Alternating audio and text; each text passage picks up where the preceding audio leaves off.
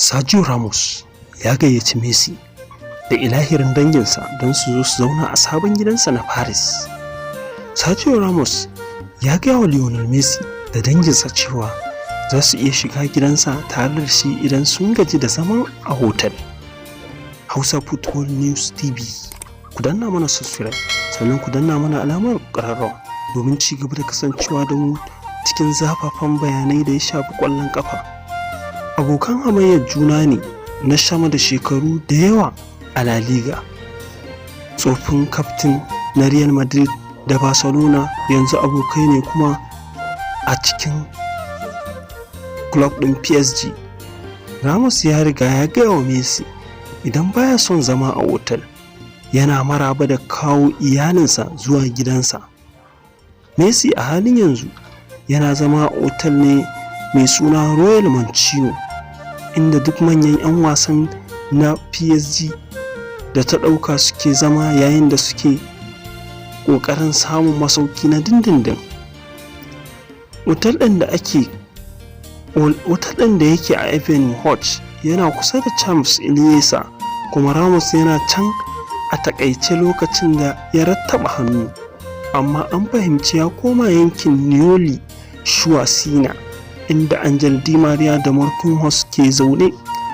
Ramos ya kasance yana yin hamayya tare da Messi a cikin shekaru 16 na ɗan Argentina da Barcelona, kuma tayin zamantakewar a gidan shi ne na farko. Tayinsa na zamantakewarsa a farko shine abun sabon ababi cikin alaƙar su.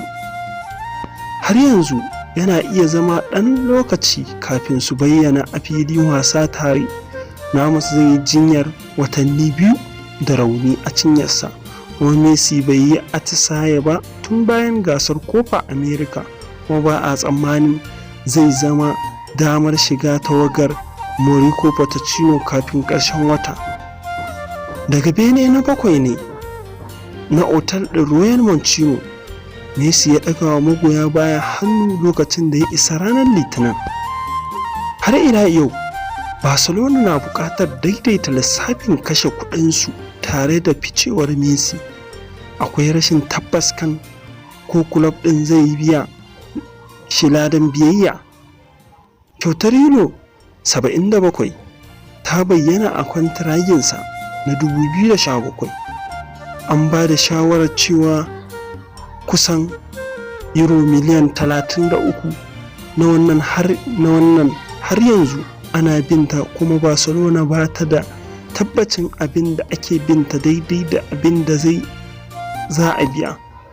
Abin da ake ji a Barcelona shine cewa Messi ba zai nemi kuɗin daga tsohuwar ƙungiyarsa mai fama da matsalar kuɗi ba.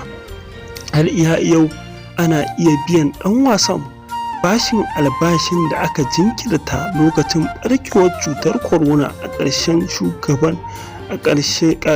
shugaban da ya gabata don taimakawa ƙungiyar ta shawo kan rikicin. Shi dai Sergio Ramos ya kasance wannan shine kalamai masu daɗi da suka taɓa shiga tsakaninsa da Lionel Messi, inda ya gayyace shi ya ce ya zauna tare da shi. Da yiwuwar akwai alaƙa mai kyau da za ta iya kasancewa tare da Messi da Ramos a cikin wannan ƙungiyar ta PSG, amma ba za mu ce komai ba, sai dai mun jira mun ga yadda takun zai kasance tsakanin tsohon ɗan wasan Barcelona da tsohon ɗan wasan Real Madrid. Mun gode, ku ci gaba da kasancewa da Hausa Football News TV. Hausa Football News TV.